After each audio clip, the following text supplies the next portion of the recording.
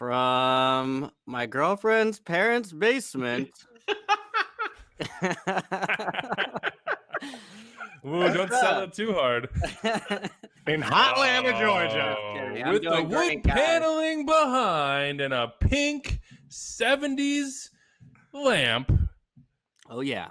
And a revolutionary haircut. Calen Carr is... No, I'm just kidding. It's going down. Oh, from Brooklyn, New York, you are listening to Extratime, driven by Continental from my apartment in Bed-Stuy. I'm Andrew Wiebe with my partners in soccer, Calen Carr, David Goss, Matt Doyle. Big show today. The MLS Mount Rushmore coming up with Alexi Lalas. We're jacked for it. But first, guys, could soccer be coming back? Baby steps? Baby steps? Teams are in training. How you guys feeling about it?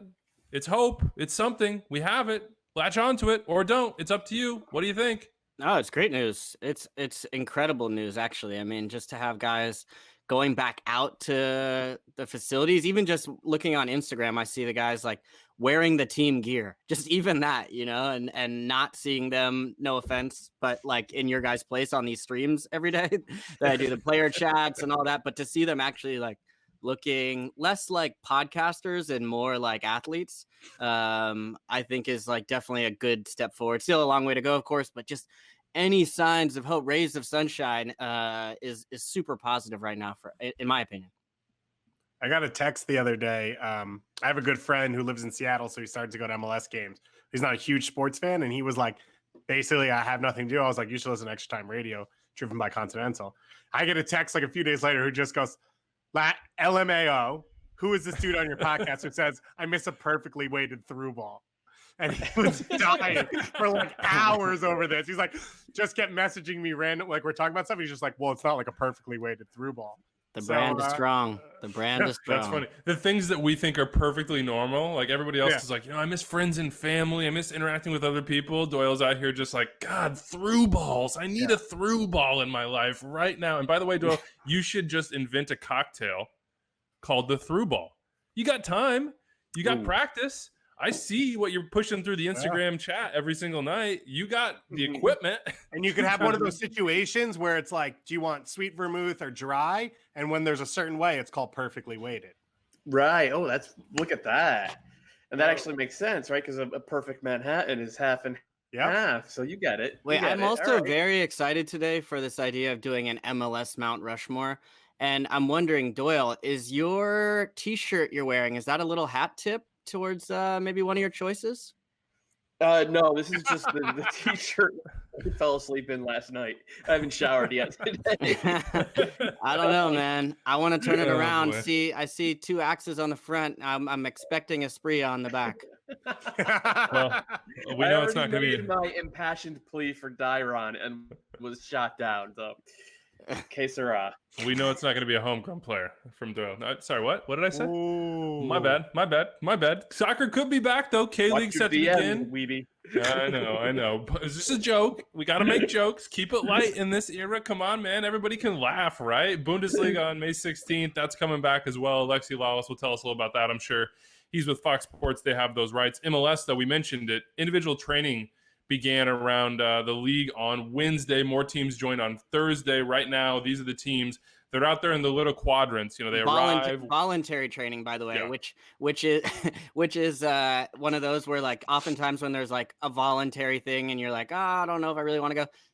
Everyone wants to go to this one. It's not one of those where you're like, voluntary work birthday song to the whole office. You're like, I kind of got so busy. Every player turns to their family and they're just like, I have to go to training. It's my job. And they're like, it says voluntary, and it's like, no, it's not voluntary. Yeah, that's code for you. Got to be there. I'm on my way. Got to get that sunshine in. So, look, if you haven't seen the video, this is how it works. They show up at the training facilities. They have the mask on.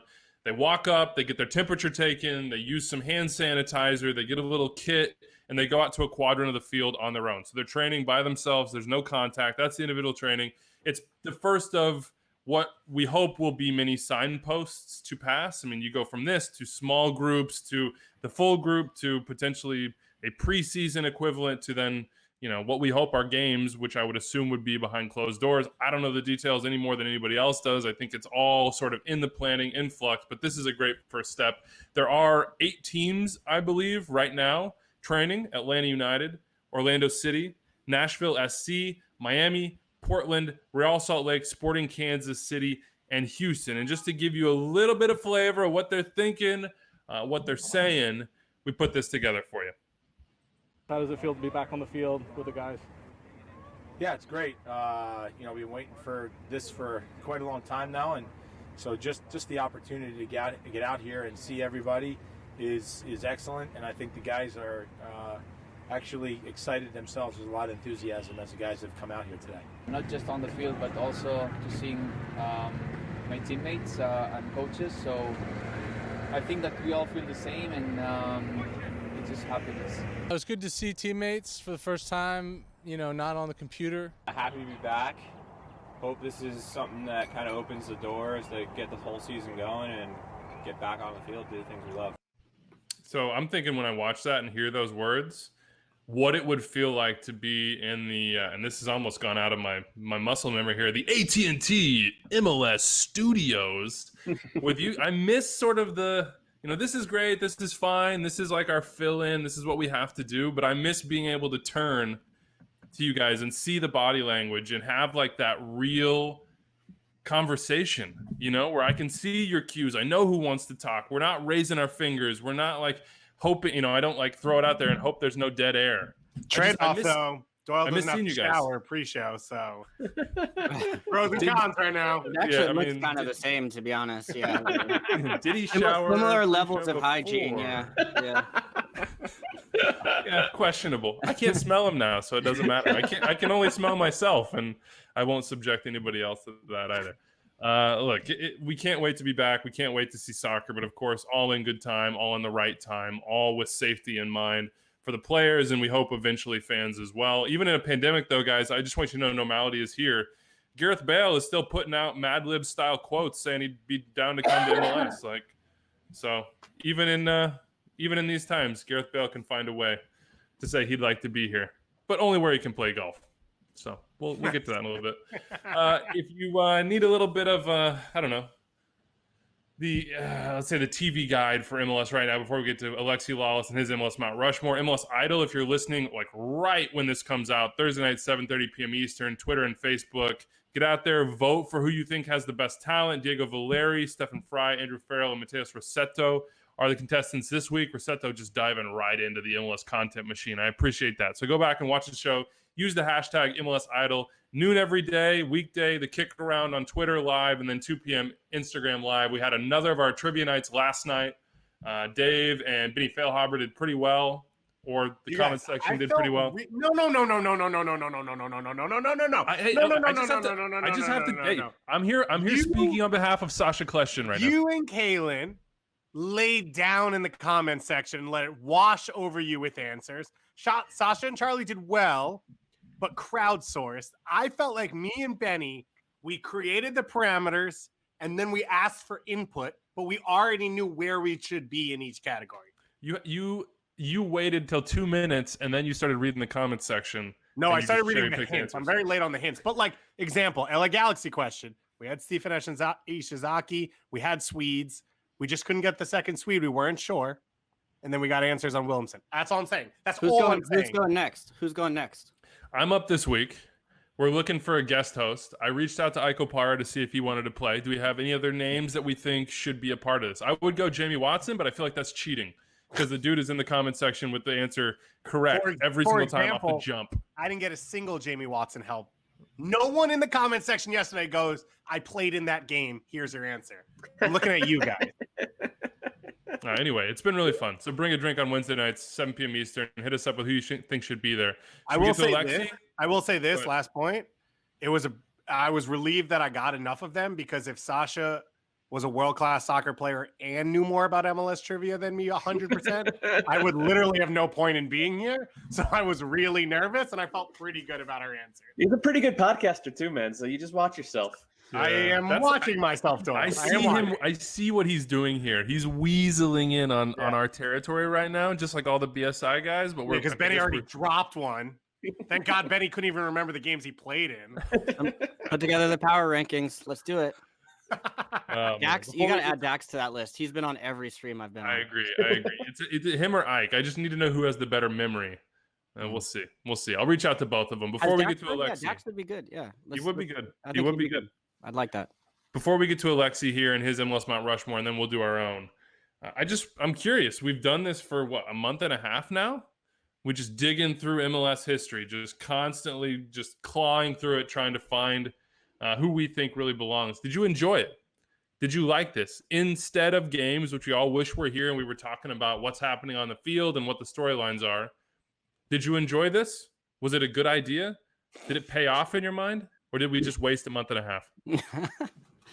Time is all relative, Weebs.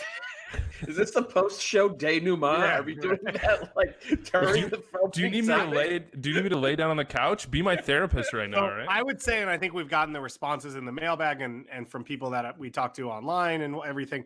I've enjoyed it. I think a lot of people have learned a good amount, all these things. One of the issues, though, is almost every single time I've come out feeling bad about our decision. I feel like there are people who did not get respected. I don't know how to alleviate that. Like, for example, last time we got a mailbag question about the guys who got left off, like a Tony Miola who played for too many teams and moved around, blah, blah, blah. Alexi Lalas would probably be one. Yeah, Alexi would probably be one. But in general, it was fun. Is definitely one. No, wait, he's on, what am I talking about? He's on Sporting Kansas City's. Yeah, he's their manager. What am I talking about? I think in general, it's been a good exercise. I agree with a lot of what David just said, because like Carlos Ruiz had one of the top 3 iconic seasons in MLS history, and yet he's not on anybody's Mount Rushmore. So it feels like a big chunk of MLS history, even though we're trying. A lot of it goes missing. So I do like, after having done this, and again, this is a weird discussion to have for the first segment of the show, but we're doing it. After having done this, I do think like I have found myself thinking about next off season already, because the content machine never stops. We have to do an MLS history podcast. We have to do like a limited run series, Extratime Presents, and we have to get not just us bozos on it, but we have to get fans and executives to really tell the story of these teams or these seasons and the stories that made MLS. Because look, let's face it, we have a lot of new fans who have come into the league in the last 5 years who don't know the first thing about Marco Echeverri or the Stern Turn or Clint Mathis scoring 5 goals in a game in 2000, and all the way, like the first 20 years of the league might as well not even exist. It's our job to make sure that doesn't die. It's our job to make sure that the fans, the new fans, get served not only in terms of coverage of their teams, but in coverage of the league's history. And I think that this has given me some ideas and a little bit of juice in terms of what we can do, hopefully 8 months from now, after something close to a full season, in terms of doing a better job of preserving MLS history. So how's that for a fun first segue? I like that. I like it. I'm all about it. I mean, even if you look across sports, I mean, a lot of people have had to reflect back on these old times, you know, and whether it's the Jordan doc coming out, or I know a bunch of people that have gone back in and even watched other, 30 for 30s and historic, seasons and things like that. So yeah, MLS should definitely, I mean, I would say this is like, you have to preserve your own culture. You have to preserve your own history. And so I love the idea of, I think this has just been sort of a window into that, but hopefully, something that doesn't just stop when the quarantine ends. I mean, honestly, when I've been doing the research, and I didn't start watching this league in a real way until 2006. So I have so much just blind spot. Was that because that was my rookie year or what? I saw that floppy haired kid with the headband up in Chicago. And I said to myself, by God, I'm a Calen Carr fan. You're like, just off the jump. This will be my life now. Yes. just doing the research was difficult at times. I could not find any video of Mark Chung at all. And this is a guy who made the best 11 3 times. I couldn't find, you're going back. I'm trying to figure out the style of play for certain sort of like ancillary characters. And I can't find it. Kobe Jones highlights. I was looking on YouTube yesterday and I was having trouble finding like legit compilations of Kobe Jones highlights. And I played like Kobe retired. I think like he had a long career. He played a while.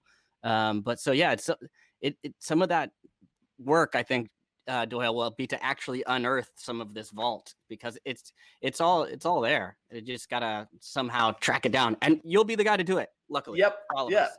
Because Would be remiss if I did not mention the 25 Stories That Made MLS podcast. Yes. By Toodle Ramen, who has done a great job with that, doing in large part some of what you just mentioned, Doyle, of trying to go back and tell that history in an engaging way to help people understand where we were, where we came from, and why we are where we are right now. All right, let's bring somebody on who's been in MLS from the jump, who's been a player, an executive, now a broadcaster. You know him, you know the hair. You may not be familiar with this version of the beard. Alexi Lalas, at Alexi Lalas on Twitter. Alexi, what's up, man? How's it going? How you living? We're muddling through like everybody else. It's good to see you guys. I hope you and yours are staying safe and relatively sane through these interesting times. And for those watching and listening out there, I hope the same for everybody out there. And I do believe that this too shall pass. So we're trying to, like I'm sure you are, we're trying to give people a little bit of respite, a little bit of an escape. We understand that it pales in comparison to the real life challenges out there, but we talk about soccer and this is what we do. So I got my green tea. I'm ready to go. As you can see, I'm growing hair in places I never even thought I could grow hair. And like I said, muddling through it with everybody else. Isn't that the Greek existence? Growing hair in places that you... It basically is. I haven't had this much hair in a long time. So, look, the potential for the goatee to come back exists. So we'll see if that comes out of this lockdown period. I don't know if that's a good or a bad thing. A little bit of throwback. By the way, your mug, that mug is the largest mug that I've ever seen in my life. You must be living on green tea. It's a glorified Solo mug. I love Solo cups just in general. I look forward to a time when we're actually able to use Solo cups in a communal and party type of atmosphere with people again. But this is actually one that you can put in the dishwasher that was given to me by a friend of mine. It's incredible. It's a chalice more and a stein more of a Solo stein, and it has served me well during lockdown. I think it's the appropriate drinkware for what we're doing here. We've done 24 Mount Rushmores for current MLS clubs. We've done 3 for dearly beloved clubs. You've played for a number of these clubs. You've seen just about everything there is to see in this league, and you're the perfect person, we thought, to do the MLS Mount Rushmore, the big daddy, the granddaddy of them all. First, let's start with this, because this is sort of the difficult part, because everybody comes at this exercise a little bit differently. How do you get on a Mount Rushmore? What do you have to have? What should your career or your persona or your public place or whatever it might be, what do you need to be remembered in this way, to be one of the 4 faces, the 4 players that we immortalize in Extratime's MLS Pantheon? What would you think a player has to have? All right, well, I just want to make sure I understand this, because I've been listening to this ridiculous thing over the last couple of months that you guys have been doing. You're all over the map here. Okay, I want to make sure that I understand the parameters. Or we have hard rules, Alexi, except for when they cross another hard rule, then we shift the rules. Exactly. So the way I understand it, and as an avid listener and watcher of this, I think that I got this straight. The only rule is that you can't have coaches. You have to actually have played in the league, right? So it actually has to be players, right? Correct. Players only. So we are in a subjective type of situation here, in that I can no more tell you what the best 4 players are, quote unquote, best 4 players, than I can tell you what the best looking person is, or best wine, or best music, or anything else like that. It's all subjective. It's all opinion. And therefore, much like the MLS All-Star balloting, I get to make up my own criteria, which is great, because I actually have done a little bit of work, a little bit, not a lot. I mean, you guys merit a little bit of work, but not a lot. Yeah. So when I think about this, it's called, what's it called again?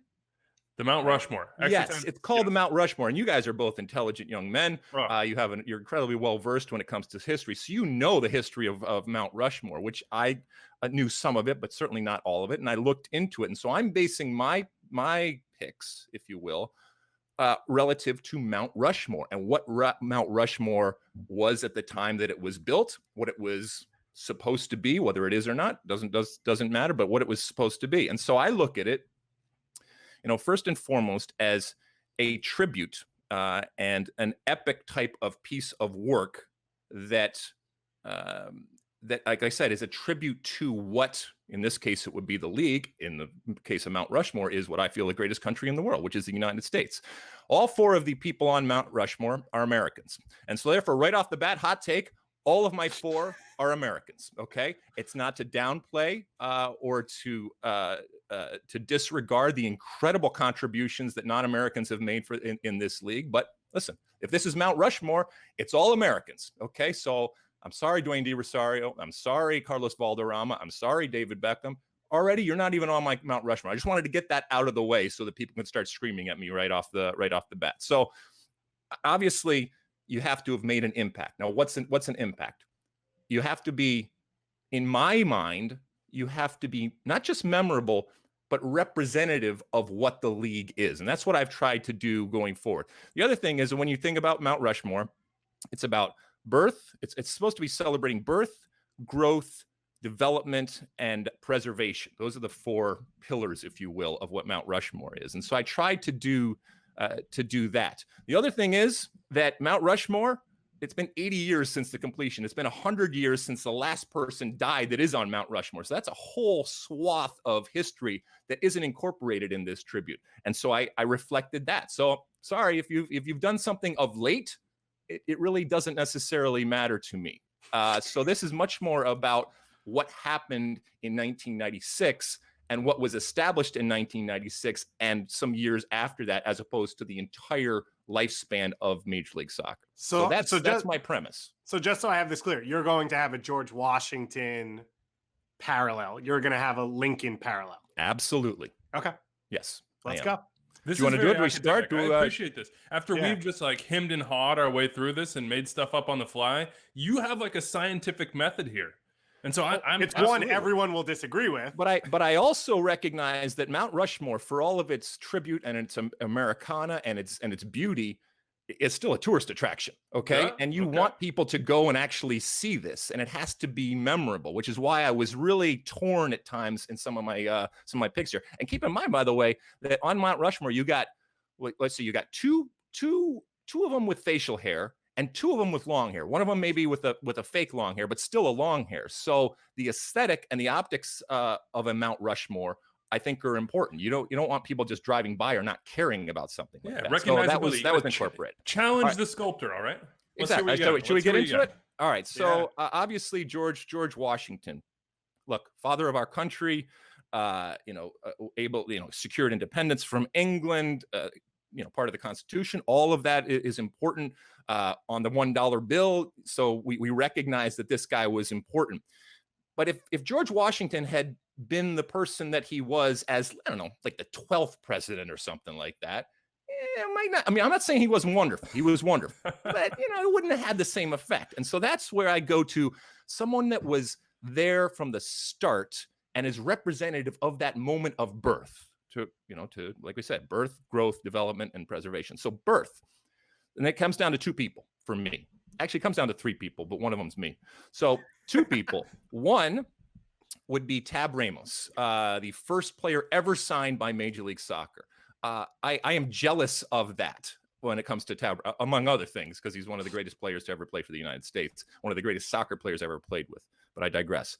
But he is the first player ever signed by MLS. So I thought it comes down to either Tab Ramos or Eric Winalda in terms of scoring that first goal and what it meant. If Eric Winalda scores, I don't know, the 12th goal in MLS history, not so much. We're not talking about Eric Winalda anymore. Okay. Yeah. So that's where I was torn. And then it went to the aesthetic, and I said, but you know what? I could put myself on it in all my glory. And people are going to pay to go see that type of Mount Rushmore. I mean, with the hair and the goatee and all that. So, but would you sell eggs and tomatoes? 100%. Look, you can do whatever you want once you get in there. The money, okay? But you got to pay the money. But as egotistical and narcissistic as I am, I'm not going to do it here. I'm not going to do it to you. I'm not going to give you the satisfaction of having that happen and you yelling at me. So it came down to Eric and Tab. I went with Eric Winalda because that moment, obviously, it gave birth to the league in a way that the signing, it did, but it was really, really close with Tab. I'm going to go with Eric Winalda. And I can't believe I'm giving Eric this because he's going to talk about it. And, but that's part of your strategy here, right? It is part of my strategy. Absolutely. You need somebody to build this thing up. And Eric, he will point it out. He will show you. He'll let you know. Tab might be a little more understated with it. Absolutely. He might ho-hum at a tad, But I my see friend. I see where you're coming from right here. All right. So secondly, we come. Wait, to, Alexi, can I ask you a question on one? Yeah. Because we talked to Marcelo Balboa a little bit about this. You said Tab signed first, obviously. Yep. Who was the one though that you think everyone's perception went, oh, now this is happening? Like, who was the first? Was it Tab, or was there someone else where there was a moment where it was like, oh, this guy's signing up for this? This is what we're all doing. Yeah, I heard you talking to Marcelo about that, and he seemed to think that was the floodgate type of thing. Yeah, I don't remember it like that. But what something that Marcelo also talked about was the collective responsibility that we felt towards coming back to the league. There was never any question in my mind that when that league started, I was getting on the first plane and I was coming back from Italy. As wonderful as Italy was, and the potential of continuing on that wonderful existence over there, this is La Cosa Nostra. This is our thing. And it's one of the proudest moments of my life ever was getting on that plane and coming back to New England to be part of the beginning of Major League Soccer. You don't get to say that you're part of something from the beginning. And so that was very, very cool. Look, Tab's signing, that was important, but I think that there was a collective understanding that a lot of us were going to do it. So it wasn't as if this chip, this card fell and then it continued on like that in the way that, at least I don't remember it like that with Marcelo. So what were the way Marcelo does? What were the profiles like at that time? Because it's hard for someone like me when I watched these games in '96 when I was 10, and I just wasn't plugged in any way at that time. I was living away from MLS markets. MLS didn't have in my local paper, all I saw was the standings. So I saw the standings, but I didn't really connect with it. Between Winalda and Tab and all these other guys, yourself included, was Winalda's like profile at that time? Was he at the top of those heaps? Yeah, all of our lives had changed because of the '94 World Cup, and what we had done, the amount of people that had seen us. But I think Marcelo mentioned this, that there was a recognition from the ownership when they were trying to pick and choose who they wanted, that the images were still fresh in their mind of the World Cup. So Marcelo, the guy doing the bicycle kick, Eric, the crazy guy running around. Obviously, from a craft standpoint, I want the guy with the goatee and the hair, and that was fine with me because I wanted to go to New England because they have really good bars and Guinness. I based my entire decision on where to go on the incredible Guinness in the wonderful region. Many a college kid has done the same. I know, right? Exactly. We wouldn't know anybody. There's not one in this. Certainly not one in this podcast right now. Absolutely not. Yeah, I loved all like the dark mahogany type of existence and that type of. So it went both ways: aesthetics for the Revs, aesthetics for Alexi Lalas. There you go. All right, should I move on to somebody else? Yeah. Number two. It was hard to go back and forth. All right, so number two. And this is where we get into Thomas Jefferson.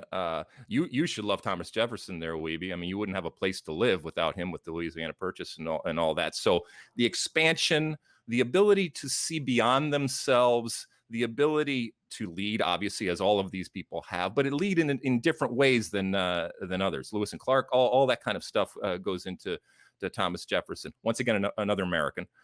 So I said, I did try to say different positions, not that I didn't want everybody to be goal scorers. And so I went to the back, and it came down to between Eddie Pope and Chad Marshall. And this is where Chad Marshall's time kind of takes him a little bit out of it.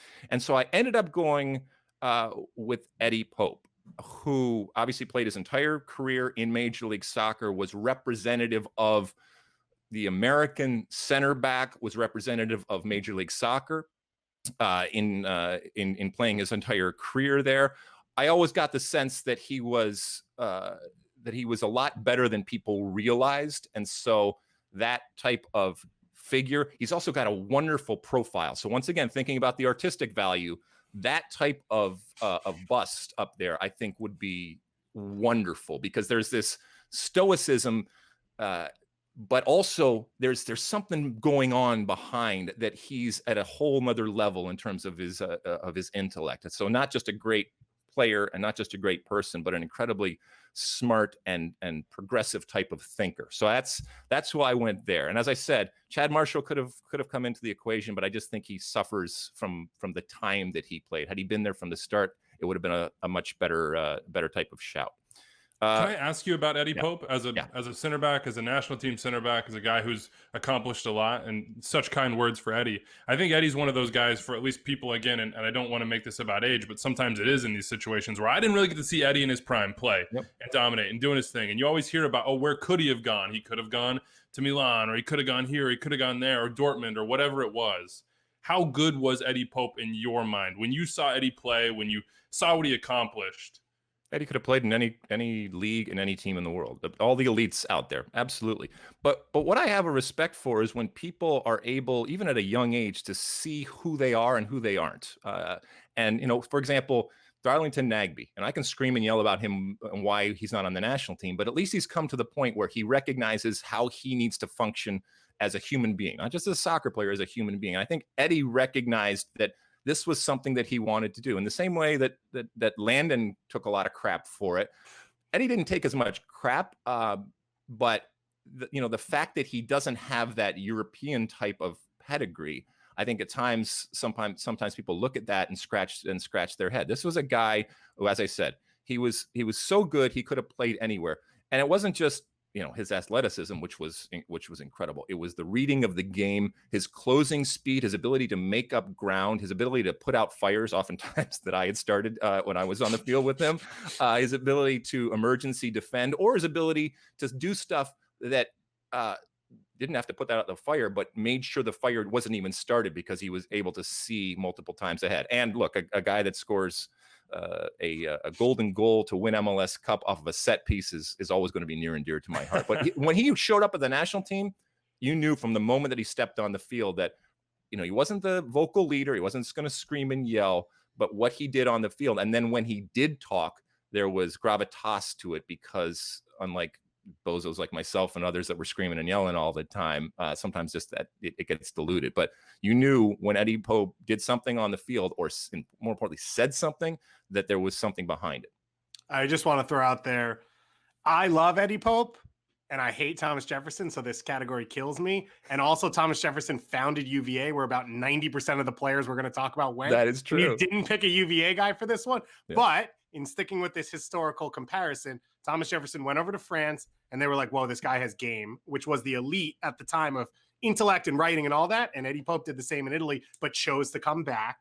So I respect that comparison right there. And I think you've got a good point, but I hate Thomas Jefferson. So I'm just. By the way, Doyle is in the comments. Why do you hate Thomas Jefferson? Because what? I'm a Hamilton guy, man. Offered the Declaration of Independence. No, that one was okay. That was okay. All right. That was okay. Listen, he took out a line that I would have left in. That one was okay. We can find problems with everybody. Okay, Agreed. We can find all sorts of problems with that. There is no perfect human being out there. My dad would disown me if I didn't throw a Jefferson. I understand. Listen, I understand. Doyle, Look, Doyle's in the comments. There are a lot of problems with the folks at Mount Rushmore. I get Doyle's all that. Listening to this interview right now, and he jumped in the comments, the private chat, and said, technically, George Washington and Thomas Jefferson were both British citizens before they were American. Absolutely. As was Eric Winalda, not technically a Major League Soccer player for the entire time. He straddled that. All right. You need somebody in the wilderness. You need somebody coming in from the outside that says, you know what? We're going to bring everybody together. We're going to make something of our own. We're sick and tired of being told what to do. We're going to bring everybody together, and that thing is going to last. So yes, absolutely they were. But then they became American. Exactly. We got Winalda, we got Pope, and we're on to development and preservation. Yeah. So, okay. So development, we're talking about, one of the greats without a doubt, straight out of Kentucky, Abraham Lincoln, got us obviously through the Civil War, abolished slavery, did all the things, had wonderful moments, Gettysburg Address, all of that kind of stuff. And so this is where, I get into the impact, the lasting. When you ask kids, to name somebody on Mount Rushmore, listen, let's be honest. That's who they're going to name. Okay. And so this gets to two people in my book, maybe three people. So I already talked to you about Dwayne De Rosario. Sorry, Canadian. And so then it becomes between Wando and Landon. Okay. Wando, because of the goals that he has scored, at the longevity is wonderful, but I think it has to be Landon Donovan. In that when he is up there, the kids that don't even know a whole lot about American history, or don't know, in this case, a lot about MLS history, they're still going to recognize there's Landon Donovan and his big forehead. And that's who he is. He has been so important. We also know, and I'm going to take a little liberty here. For the most part, he decided to play his entire career in Major League Soccer. And there is value to that when I am assessing it. And I know Wondolowski did too, but I have to make a choice. And I think the impact that Landon Donovan had is on the same level of an Abraham Lincoln in terms of the impact when I'm looking at the Mount Rushmore again. So there's an element of like, Landon was here for sort of quote unquote a dark era. Yeah, for sure. 100%. Bridge us into a different era, and one of the like driving forces and shining lights of that time. So I see that comparison, certainly. Like, maybe MLS is going to perish. We don't know. Maybe the Union is going to perish. Yeah. Landon Donovan certainly not doing it on his own, but a large part, a figurehead in some ways, makes some choices, wins some games, cements himself in the history of a couple clubs, becomes the face of the league, and pushes us into this new era. So I'm digging that comparison right there. And by the way, at the time, as we all know, Abraham Lincoln, while we look at him, and rightfully so, as this incredible person, there were plenty of people that disagreed with him. There were plenty of people that were on other sides. There were plenty of people that took him to task for things that he did. And I'm not just talking about, slavery or anything like that. It's not as if he was perfect. And there were plenty of people that criticized him. And we know Landon Donovan over the years has certainly taken plenty of crap for his decisions that he has made on and off the field, not the least of which is to continue to play in Major League Soccer, which is one of the reasons why I actually put him up there in terms of my 4 here. All right, should we continue on? Yeah, I think that might be my favorite one so far. Yeah, I think that one had a really clean fit. We got Ronaldo, we got Pope, we got LD, and we're on to preservation. I know I'm taking liberties here. I know that not everything is exact here, but can you at least appreciate the work that I did for this damn show? I mean, you got people that come on here and wing it all the time. All right, at least I went on Wikipedia and tried to figure out something. Alexi, you've done more work like that. Yeah, I was about to say, Alexi, we have about 5 or 6 rotating hosts. I think you've done more work than 5 of the 6. Oh, really? Thank you. That's Thanks for saying that about me, Dave. I appreciate that. Maybe I respect your work ethic. when the stars align. No, you don't. All right, so we get to my final one, and preservation, and this is where I'm going to make a little bit of a stretch, but bear with me here. Teddy, number 26. Okay, straight out of New York City. All right, so Theodore Roosevelt, the persona that he had. Okay. This cowboy, this Iron Man. Riders on this. Yeah, I mean this Long Island or what? Robust physical work, responsibility, yes, expansion, yes, all that. I need someone when it comes to preservation, somebody that has a knowledge, a depth and a breadth of experience unlike anybody else. And so, and is a warrior. And is someone that is, despite being battered around, just kind of continues on through. And so that comes down to some different people. But when I really thought about it, what I'm really saying is somebody that has stood the test of time, somebody that has lasted, okay? Because then that person can give you perspective on what has happened. And I think perspective is so important in life and certainly is in soccer. And there's only one person right now that can say that they laid in a goal a couple of months ago to, I don't know, pick your young buck that scored, but also many, many years ago, also got scored on by Alexi Lalas. Okay. And that would be Nick Rimando. Okay. So we know the all-time leader in terms of appearances. This is a man that when you talk to him has an understanding of the way that this league, country, whatever, has been created, has that perspective to be able to talk about things that are complex, that are layered, that is informed by the things that he has seen. So when people are screaming and whining and complaining about something, he can say, yeah, but did you know this? Okay. Or when people are all excited and wonderful and everything, he said, yes, but do you know that this happened back then? So he has seen it all on and off the field. He is my Teddy Roosevelt. Number 4, Nick Rimando. I like it. From Fusion, so he's seen sort of that side of things. Contraction, also not playing a ton of games initially at least, but later on with that 2001 team. Pro 40, so you got that part. in there. DC wins a championship. They're part of sort of the later dynasty, the refurbishment of said dynasty, let's call it. And then RSL final. Yeah, was leading the way in that sense as well. And finally, this is kind of a theme with Nick Rimando, gets the recognition that maybe he deserved all along and never really got in the moment.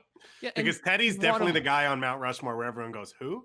Yeah, they're like, when you explain that there's 4 and not 3, and they're like, you "Oh, want really?" him. You want him on your team for what he brings. He's not going to be flustered. He's gonna, nothing is going to. The wind is not going to push him this way or that way. He's just going to continue on through because he has that experience. So that's my Mount Rushmore. As I said, I'm sure there's plenty of people out there that disagree, but that's what I came up with. It was much harder than I thought it was going to be because who was first 4 out? What's that? Who was like the first out on most of them? Yeah, who hurts you to leave out here? Who's the one where you're like, God? Well, the American thing obviously leaves out incredible players that had long-lasting impact. I mean, you talked about, there's before David Beckham and after David Beckham. So you guys, do you need a coach too? Is that something that you need? Yeah, we need an observation deck, but I think it's fairly easy. Can it be anybody? Like it could be anybody, but it feels like it's Bruce. How would it not be Bruce? Well, because Bruce doesn't have a job unless Phil Anschutz says this is something I'd like to be involved with. So Uncle Phil's up there. Let's be honest. He saved the league, helped the league survive, and that's all with all credit and to the Crafts and to the Lamar Hunts of the world. Lamar's got plenty of busts out there of him. Don't worry. So, so was Bruce not your coach? If I have to do a coach, yeah, I think it'd probably be Bruce. Sounded like it wasn't. Although I mean, depending on what Bob does, I'd like to have a ball up there. I mean, it would kind of be interesting, with the sun just cascading off of the dome. It might be like a clarion call. It's just there or leading everybody to the promised land. Just for lighting purposes. Again, this is we need to have a good. It's almost like a sundial. You just want the sun to hit that thing and come right off, and then you know what time it is. Yeah. I mean, and because it had to be players, someone like Peter Vermes, who I think has been so important in so many different aspects of the game and will continue to be, I think, for many, many years. And that leader, that's somebody that you'll follow into battle too. That's somebody that I think would have no problem if it expanded beyond the actual playing. I'd have no problem putting him in a type of Mount Rushmore. If we were to say you're not American 4, you said Beckham and D-Row. Who else would be in that D-Row, Valderrama, because I'll pay money to see that as a sculpture. Does a Javinko or Vela or any of those guys get in? Maybe I know Almiron didn't have time, but may have changed the league, although we don't know what that international market is going to be like. Yeah, Joseph. Probably Joseph. Yeah. I should be on one of these things. You want to be on the non-American one? Yes, I should definitely be on the non-American one. That would be the most American thing ever. Guys, we're gonna put me on this one. Exactly. Don't worry about it. Exactly. Oh God. So U.S. history obviously has all these different epochs and eras and changes and formative times. Alexi, and this league is in the midst of one right now. We can't account for this pandemic yet. I'm sure someday it will be part of the thinking. Right. Before we let you go, as you look at the world through the lens of MLS, we know, as you said, it's much bigger. This is ultimately small potatoes in all this. It's a diversion more than anything else, but it's the diversion that we all love and that our lives in many ways revolve around. As you look at the league in this moment, how do you think this pandemic is going to change things or affect things? What sort of reactions are going through your mind or thoughts or thought experiments as you look at where we're at? Yeah, I once you get, you never get past it, but if you put aside the real problems and you look at it as a potential opportunity, a potential where everything is on the table, we're throwing stuff on the wall to see what sticks. And some of it actually may stick beyond this. Some of it will just be temporary. Let's be honest. We're not having a season in 2020 the way that we know it in a traditional sense. Doesn't mean you can't do something interesting and entertaining. And it doesn't mean within that entertainment, you can't do some things. We talk about substitution rules that I think possibly could could last even beyond the temporary type of situation that you have. So I think everybody's eyes are going to be looking at the Bundesliga to kind of figure out if that's a test case. It's the proverbial canary in a coal mine type of situation, and maybe not a complete template, but maybe some things that we take out going forward. When we understand that Germany's a very different situation than the United States, and even within the United States, there's different situations. The other thing I've been thinking about is, we talk about the game. We critique, and at times we criticize, we praise, we do all that. We do it in a fair way. We're going to find out when people do start playing again, and they will start playing again at some point. We're going to find out who used this. And you guys have been around elite athletes. You know that they are looking for even the smallest little advantage. And there will be players that come out of this lockdown period that have used it to their advantage to make themselves better. Not double the player that they were, but just a little bit to make themselves better.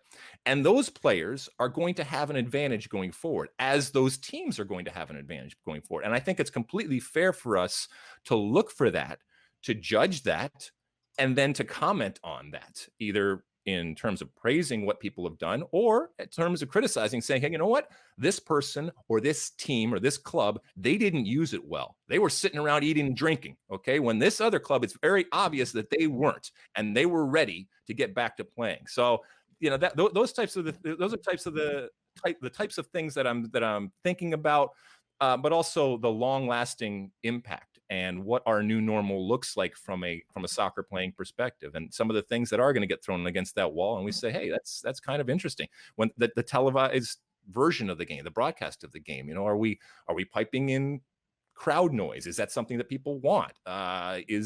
Because I think the empty stadium thing, while it's going to satisfy our immediate need and craving for something, I think it's going to get old after a while. And hearing the players and the referees and the coaches talk, all right, whatever. But to be quite honest, in soccer, they don't say a whole lot.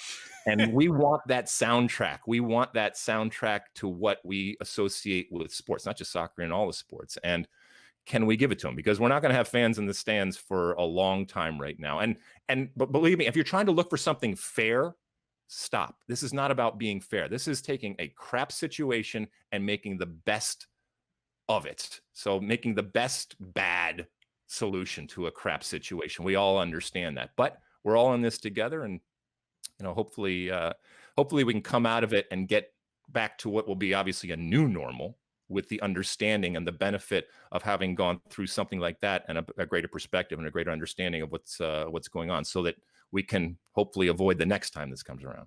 Alexi, I want to say, as an analyst analyzing your performance here today, I think you've used this time wisely, and you've improved your Extra Time radio appearance ability through this time off.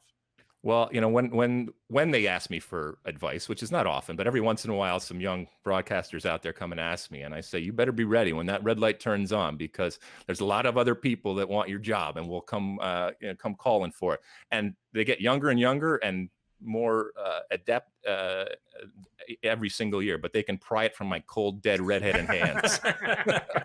Well, you said the we. It's all about the community, man. And right now, that's what's getting me through this. Is doing this show with these guys. It's talking to people. It's my family, of course, but it's being a part of something a little bit bigger and being in it together. So, Alexi, thank you for putting the work in. I appreciate the All-American MLS Mount Rushmore, your background.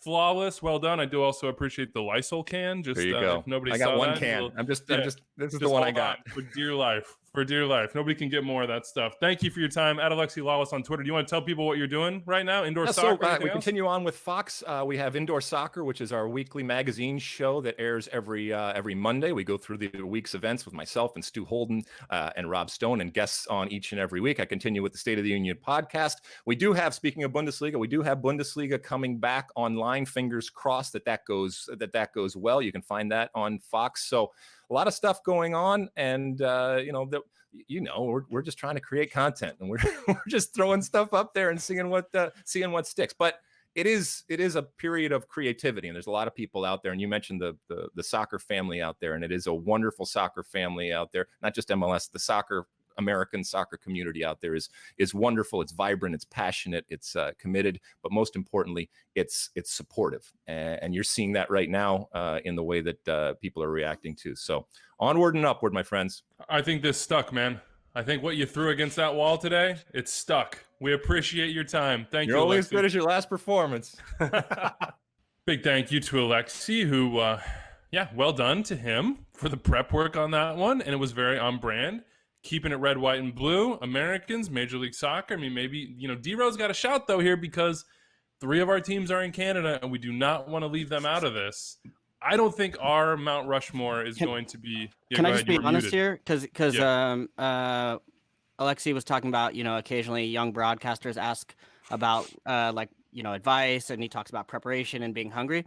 I just want to show my preparation for today was on the back. This is look right here. It's like all these different. It's Landon, all the names. It's literally it's the back of my business card actually. Which really, you give out your business card in the age of self isolation. That might have. I don't know why I have one of these to begin ever, but my phone number maybe just appeared, but it's my office number, so nobody can reach me anyways. So I'm nostalgic for the days where But it is not often that I sit that I get kicked off of an interview, and you guys did it, and I thought you guys did a fantastic job. But in this case, I was like, I'm not going anywhere. Sit back, listen to Alexi, and let him tell the stories of '96. It was amazing. To Doyle's point earlier. So Winalda, Pope, LD, and then Ramondo on Alexi's Mount Rushmore for MLS. Now, that is not Extra Time's Mount Rushmore. We have to make our own here. I think there's one name in there that I would undoubtedly put on mine, and I assume ours, and that's Landon Donovan. Is there any disagreement there? They named the MVP award after this guy. Like, he is the all-time in goals and assists. He's won more championships than anybody. It's hard to get away from what Landon Donovan did in what we talked about as well, which is making a decision about where he would spend his career and what he would put his professional sort of oomph behind, and that ended up being Major League Soccer. So I think it's got to be Landon. Anybody coming with another nomination? Well, can I take? Oh, sorry. Go ahead. No, go ahead, Calen.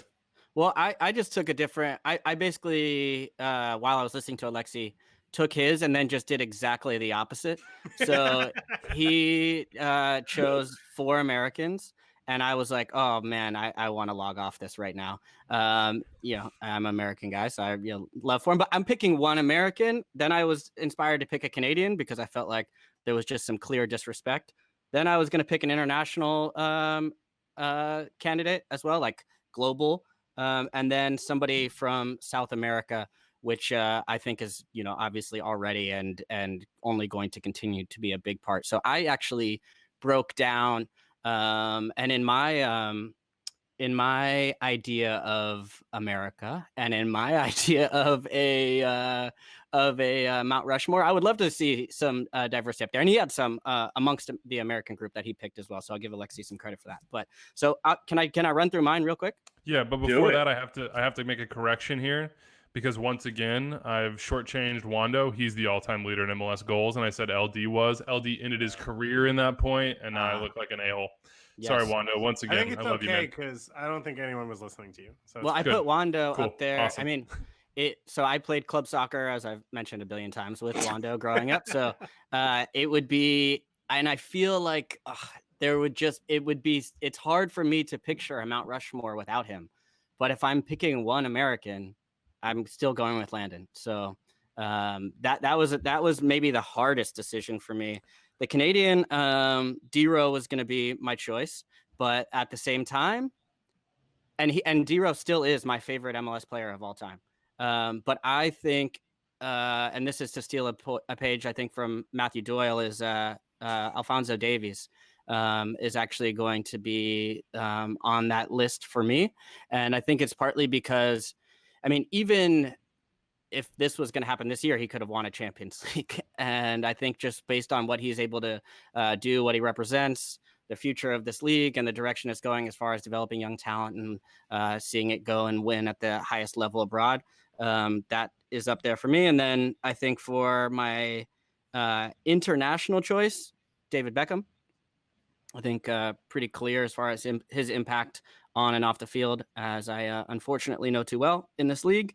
And then for the South America, I'm taking Joseph Martinez. And it was partly from listening in a little bit to Alexi and thinking about it.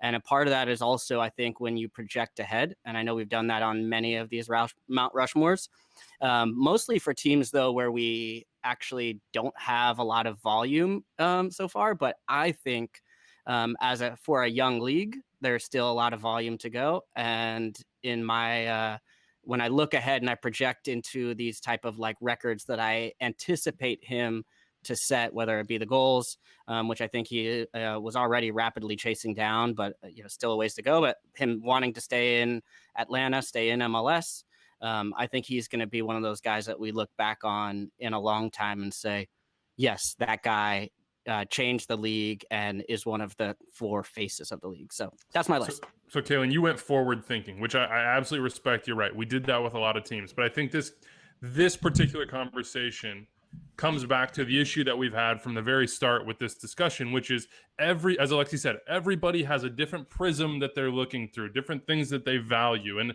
if you're going strictly by like the traditional Mount Rushmore, I mean, built almost a century after these guys were alive or doing their thing, they would have to be past figures. They would have to be basically gone. And that's the biggest weakness for mine. I have no player. The oldest player I have is Landon Donovan, right? So it's like I don't have any MLS originals in that list, which feels just terrible. But I don't know. Maybe I'm a prisoner of the moment, and I'm looking. I can't help right now but to look ahead. I feel that. Doyle, you are the only MLS original here in some ways. How would you go about putting together a Mount Rushmore? If you think about the league and immortalizing 4 players, what in your mind are the criteria? Excellence. Like you have to have been really, really good, and then importance to the league. And there are different ways to be important to the league. Landon Donovan's obviously on there because him coming back to America to play in MLS when he did, and then playing as well as he did, not only in the 2002 World Cup, but consistently in the region. I mean, he dominated Mexico in the way that nobody's dominated Mexico in the history of CONCACAF.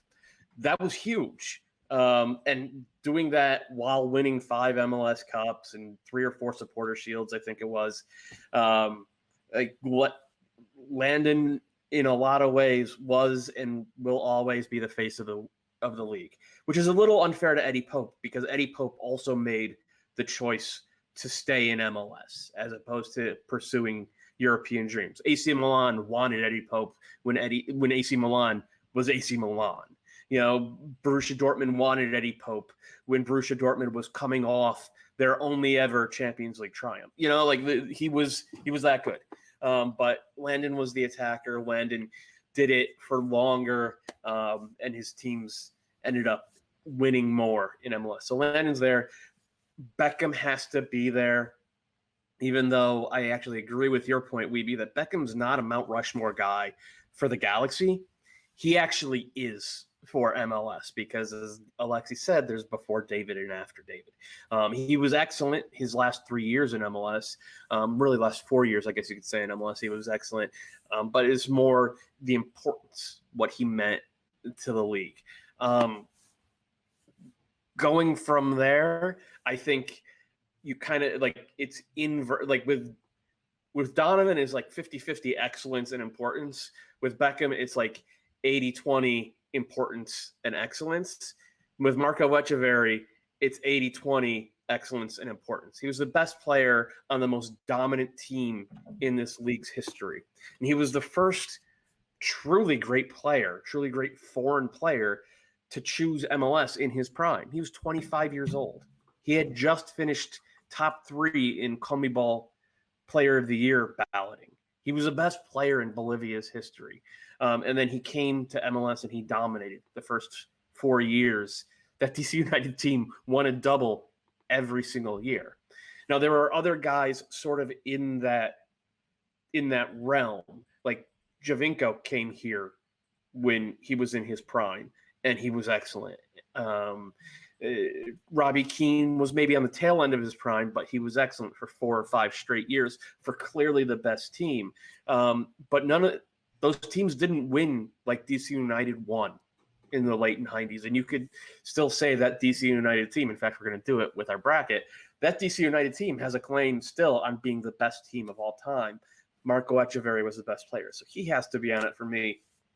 And then the other one, like I like Calen's Alphonso Davies argument, but I think Miguel Almiron is the bigger one because Atlanta United spent $9 million on him at a time when MLS teams weren't. They were not spending that type of money.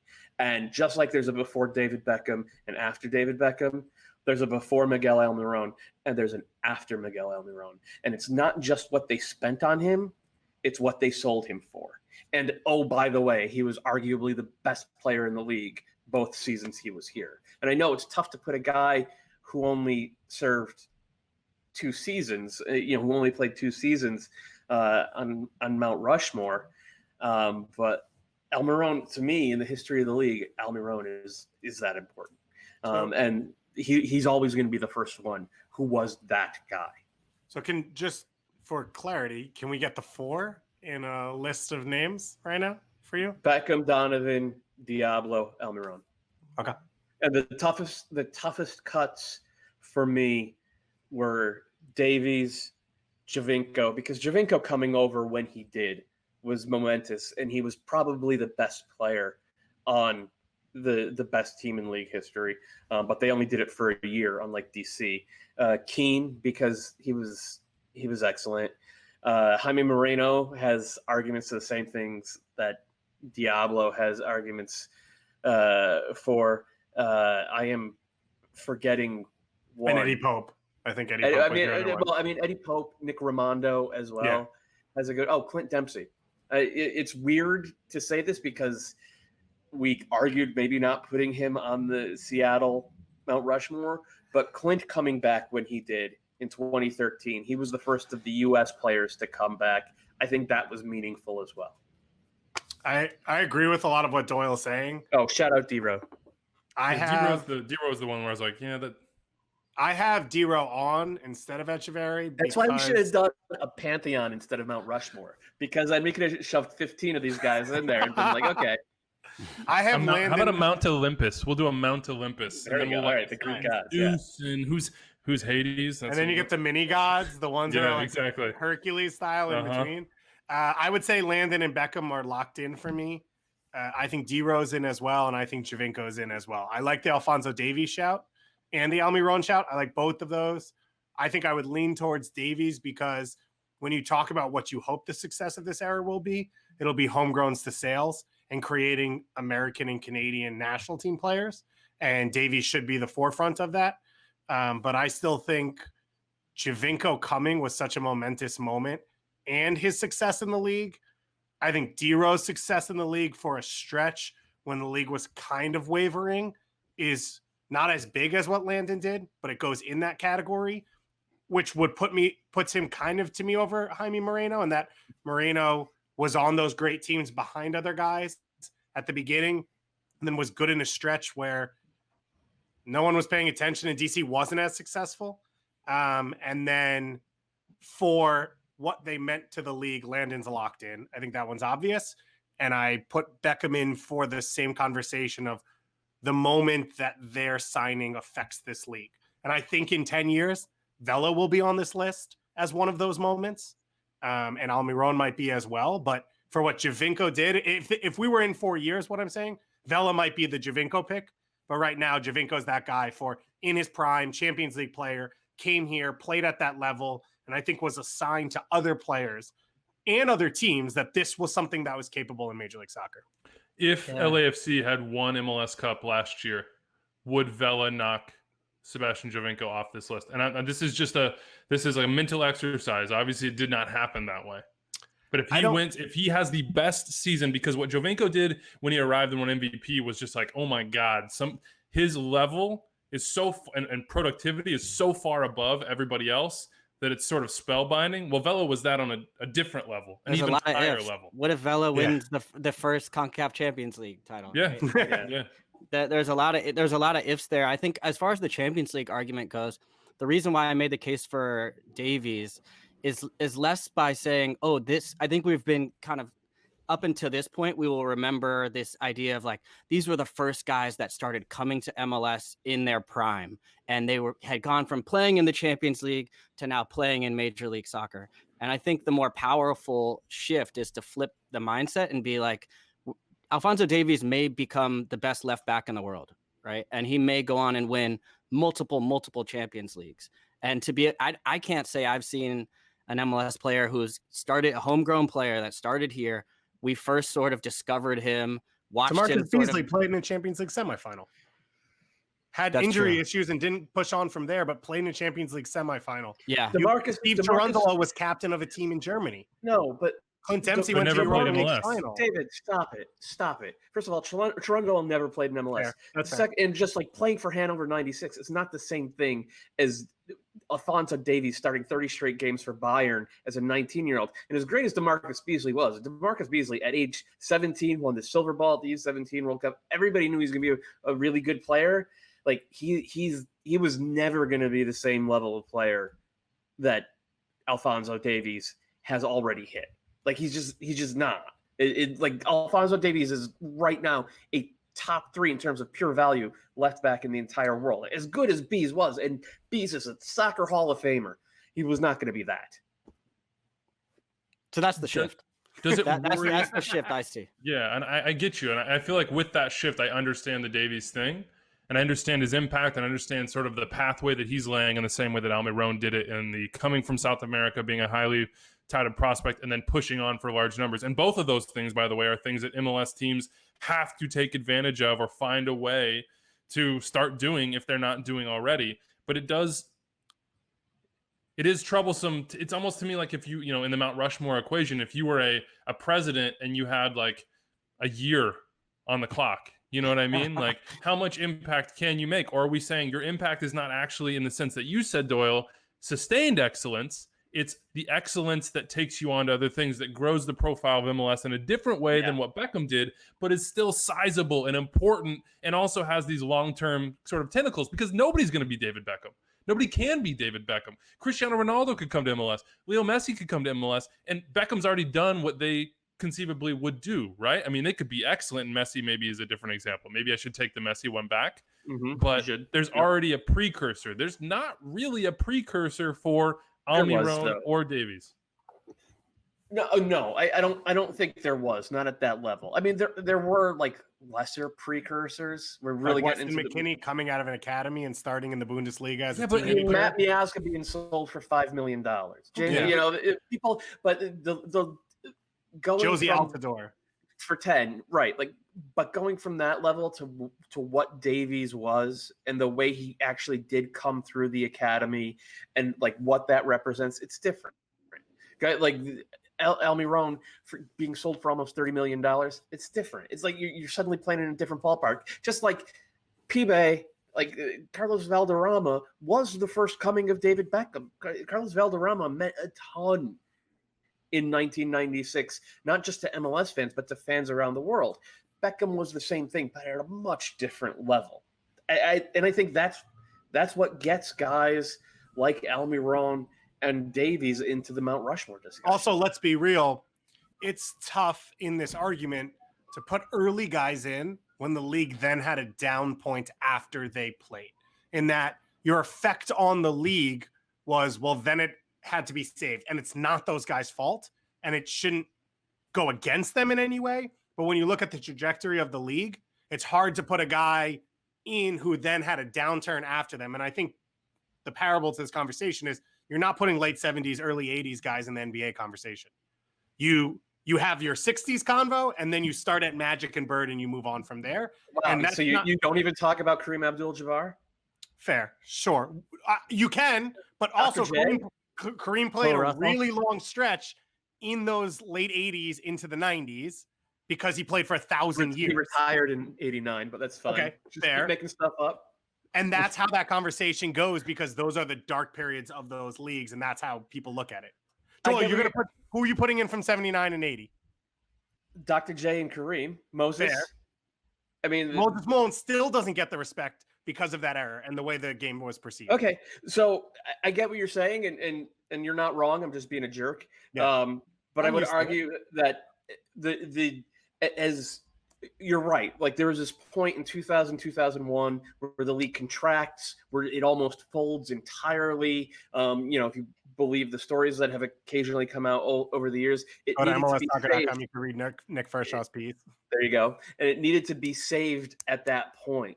But the bigger thing, being a very old person who remembers the time, the 12 years where there was no first division soccer in the U.S., we needed players like Alexi, like Brian McBride, who came through the draft, like Jason Kreis, who nobody thought was going to be any good, but turns out he was an MVP caliber player, like Preki, and of course, like Carlos Valderrama and Jaime Moreno and Marco Echeverri. Players like that proved that soccer could work in America. They proved it for years and years. And yes, there was a dip after that, but then it survived. And that proof of concept from 96, 97, 98, I think that's one of the big reasons that it survived past 2001. And then you get the bump in 2002 from the World Cup. And you get, it's not smooth sailing at that point, but you're finally back on solid ground. And you can start expanding again in 2005. Can I ask that we maybe look at this through one of the lens that Alexi did? And I think it might be helpful to us. I thought that the birth, growth, development, and preservation was interesting. And maybe we can slot some of this into that. And we don't have to use it, but maybe it'll work out for us. So if we're talking birth, you have to talk 96. We don't yet have sort of a consensus on that sense. If we're talking preservation, is that not Landon? Kind of being there, being a face of it through some lean years. So then Landon would go under preservation. Development or growth, I think you can slot Beckham into either of those spots, but probably it's growth, right? Because it's the onset of expansion. It is this sort of like alarm bell to people who wanted to invest in the game, but maybe weren't at that time, that, hey, this is something that I should be a part of, whether it be people in cities who became the fans or the people who put the money in to become the owners. So I think you have, let's say David's in on growth.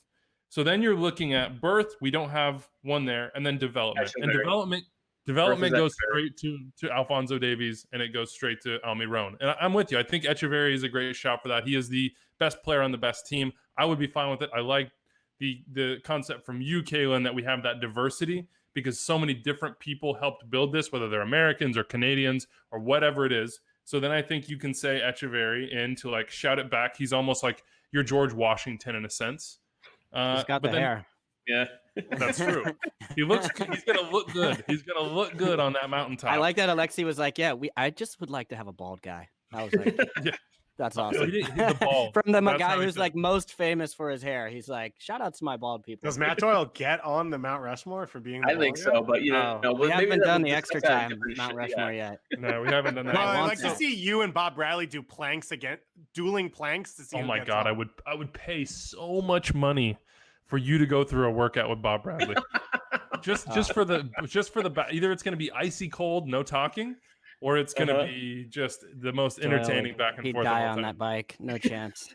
I actually don't think it's the bike. I think it's the bent over rows. If I remember for sure. Bob working at, oh my God. I think he was throwing like 70s last time I saw him at the LAFC training facility. So is everybody okay with Echeverri, or is there an argument for somebody else in 96? Because Echeverri doesn't necessarily have the universal profile that maybe an LD or Beckham does, but he does have the sort of formative success, excellence, best team dynasty of all time, probably in MLS, and it'd be hard to leave somebody off that DC United team out. The unfortunate argument in the in that whole, what is it called, builder or founder, whatever thing is, none of the 94 guys had great careers where they dominated MLS.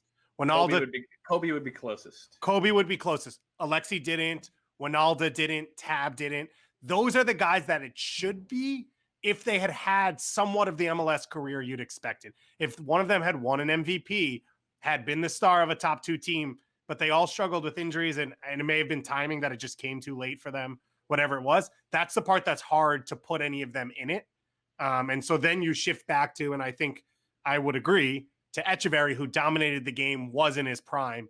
change the concept when he chose to come. Those types of things. That's the hard part. Doyle, you talked about this kind of like, on-field performance, and then also like how those percentages work, and all those guys' percentages as far as perception and all that was massive. Like from that 94 team, we wouldn't have a league without those guys. So yeah, I mean, I would say Alexi has a great shout. He probably is not going to raise his own hand, but as far as recognizable, whether founder, growth, I mean, he's been involved even as a broadcaster now. But yeah, I think to your point, yeah, Echeverry, if you're going to try and find that balance, you'd be leaning more towards the performance part, right, Doyle? Yeah, the performance part. But there's one other thing about it, and we saw a bit with Javinko in Toronto. He resonated with the city, and then we've seen it a lot with Joseph in Atlanta. Joseph resonates in Atlanta like an A-list star, like no other MLS player has ever resonated in their city. Echeverry was close. Echeverry was close to that in Washington, D.C. from 96 to 2000. And like that matters. And he was just cool. Like everything about Echeverry, even the mullet, it was like mullets are corny and stupid, but like this guy's really pulling it off right now. Are we going to see him like on courtside when the Wizards last dance with Michael Jordan? Echeverry? I don't think anyone was going to Wizards games at the time. No, absolutely not. One of the names we didn't say, which we should throw in, is Tony Miola, being a 94 guy who was iconic for the league, bigger than the league, plus then won an MVP. But his time with the Metro Stars before and after wasn't as ideal as it could have been. And unfortunately, I don't even think got on any Mount Rushmores, but deserves that shout. Yeah, and that was sort of the problem with some of those guys, Alexi included, is they were in a number of places in different sort of situations. Kobe Jones was a massive star, man. I know he was. I know, but then it's painful too, because if we put Kobe on there and he could rightfully be that guy, we have 3 LA Galaxy players of our 4. It's not, but it's not him though. He was. I know. I said could. Yeah. I said could. I think the real problem here is that this is only about players. We've really limited it to players. If you were to widen it out and you were to say overall contribution, that's where what Alexi was saying about Peter, or what we've been saying about Alexi and what he did, both as a player and executive and as a broadcaster, still having sort of his tentacles all intertwined in this game and the recognizability. Yeah, I mean, there's like we've limited ourselves in some way and made it more difficult. So look, we have 3. We have Echeverry, we have LD, and then we have Beckham. And what do we do with the development? What do we do with this next step? Because I think it's right to have a modern era face on there, and it is a futures play. We've established this is part of our logic. Who is that future play? What is more important? Is it a Davies who didn't play for a great team but was an explosive, incredible player who set a mark that it's going to be tough to beat as far as both his transfer fee and his success upon arrival in Europe? Or is it an Almiron? Which way would we trend towards? We've got to make one decision here.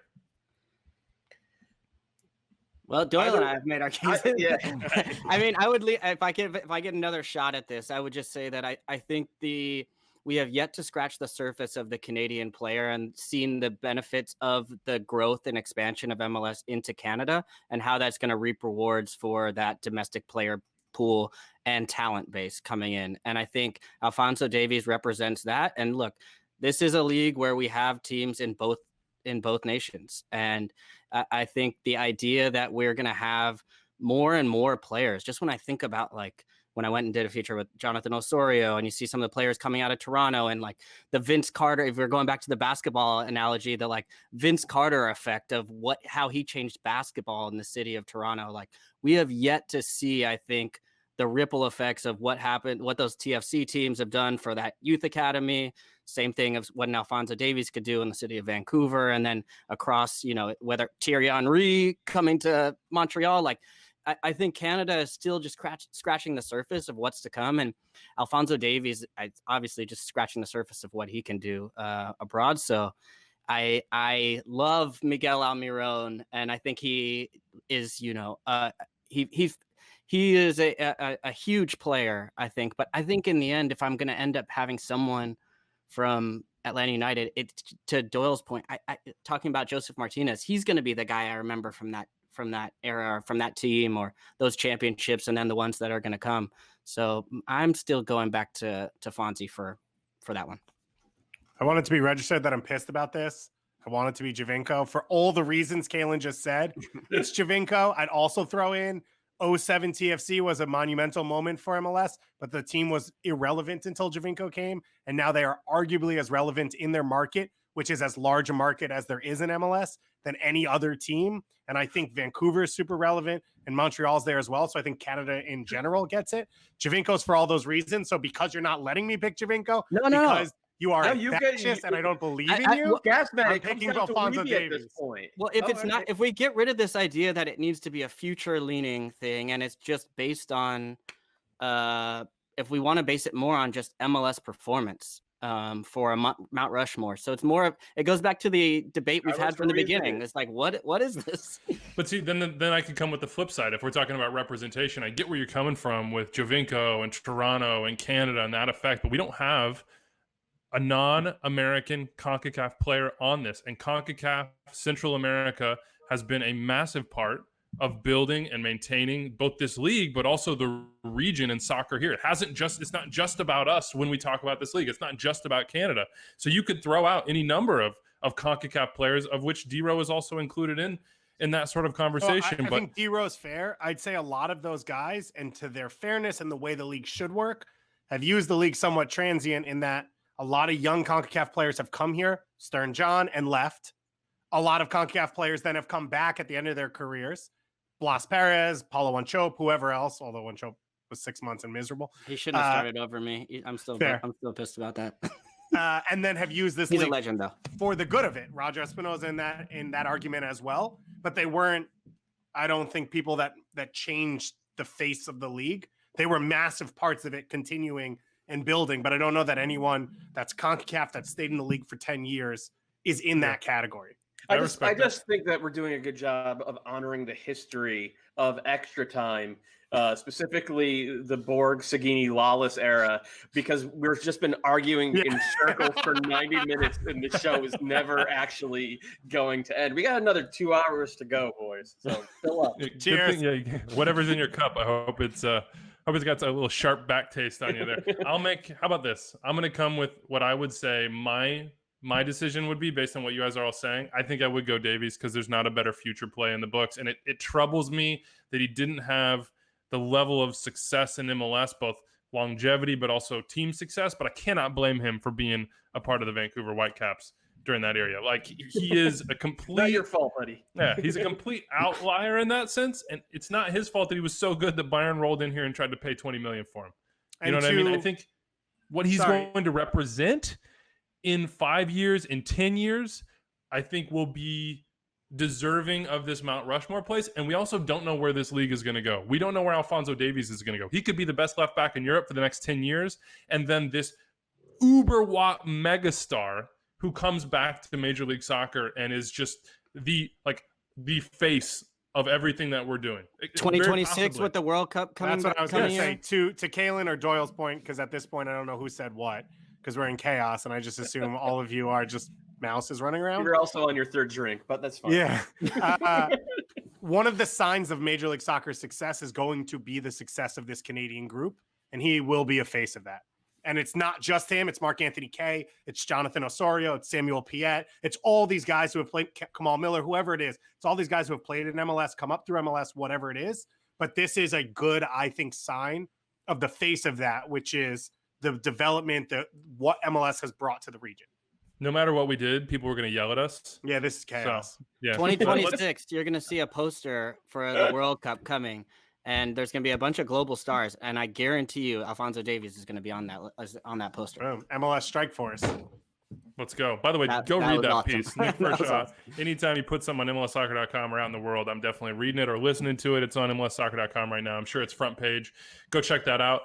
Before we get out of here, as we set our MLS Mount Rushmore and wrap this thing down, next week we will start the Extra Time Greatest Team of All Time bracket. You may have noticed in the midst of the chaos that we were picking the greatest team from each club. We've seeded those. We put it together. We have a bunch of at-large teams. We do have some play-in games, which were necessary to eliminate the likes of 2019 Cincinnati, 2015 Orlando. Sorry, you guys just don't belong. So we chose some teams that I would also argue might not belong. Oh, you can see who those teams are when we put the bracket out. 2012 Dynamo, 2014 Revs. Forever in our hearts. Yeah. If you guys want, if you need more podcast time, you can go listen to Charlie re-explain the 2014 Revs for a solid 17 minutes on that. If we do an extra time, I know we've been joking about it, but if we ever do an extra time Mount Rushmore, you know how Doyle's for Portland was Dyron. Mm-hmm. Mine is Simon. Oh, easily. Simon. He's where you start. Simon's where you start, and it doesn't really matter where you finish. He's the one seed for sure. After you put Simon in there, it's basically done. I still miss him. I had a great Simon Board convo to start this show, but it went off the rails before I even got there. And it stayed off the rails. Do we have any good mail here, Dave, that we can we have fantastic mail if I could find the Anders has been screaming at us to rap for the past 15 minutes. I'm on airplane mode at this point. Yeah, I see 25 unread messages, and I'm not sure what they say, but I don't think I can Ryan in Toronto, we're going to give a shout out because he was in the comments during ETR Trivia, helped us with the Julian de Guzman and Preki Guevara answers because he's TFC till he dies. David B. Elliott wants us to bring back MLS Storytime. He says Steven Lennart's one of the players he despised the most. He was one of 3 players that I would not have. Can I quote here, or do I have to edit? Let's say, I think if I read this right, he was on fire and he wouldn't use a bodily function to put him out. Yeah, how about that? Perfect. So he wants a little bit more story time from us because he thinks it helps appreciate these guys and hate them as well. And Toronto Duck wants to know, can we do like a national best MLS 11s of Argentines, Mexicans, Americans, Canadians? Wow, this guy hasn't been reading Weeby's columns. Weeby's been doing it for the past 3 months. I'm back at so it. So the mailbag is requests for things that Weeby's already written up in some extent. Which I don't think that doesn't bode well for. Nope, doesn't bode well for you. Yeah, that doesn't feel great on my part. But that's okay. That's okay. We'll go to MLSsoccer.com/author/Andrew Weeby. I'm right there. Hit the dash. Whatever you got to do. For anyone who's still listening, all 3 people, including my parents, thanks guys. Remember to vote on the ballot because all of the bracket, because all of this is fan voting. We're going to get into these early rounds. There's some incredible matchups, and it really matters who you vote for because then that builds into the next round, blah, blah, blah. So make sure to pay attention on Twitter. Do you think that people don't know how brackets work? I think that people don't. Okay. I think that people don't. And it has been proven over the last 36 hours that I am right. Sunday is the voting at Extratime. That's our Twitter account. Go follow there. We'll push them all through there, and we'll talk about them on the shows. And we are going to continue to do story time. So we missed out on Steve Ralston. We missed out on Shalry Joseph. There's a ton of people that we could, let us know who you want us to talk to. We'll go through the Rolodex. We'll reach out. Apparently, we got to talk to Ivan McKinley, man. Like every old timer who's come on this show recently has name dropped Ivan McKinley. So let's track him down. Perfect. Should we say the top 4 seeds for a little fodder? Yeah, go ahead, and then we're getting out of here. Anders says no. Anders says no. Yes. Anders says no. Well, I listen to Anders before I listen to myself. So, Anders has to like avoid being shunned from the Sounders community because the Sounders do not have one of the top 4 seeds, even though he tried to shoehorn them in there. Too bad, Anders. Sorry. There goes your. Well. You're man without a country now, Anders. Too bad, man. 401-2060 MLS. This has been a fun one, guys. We will see you next week.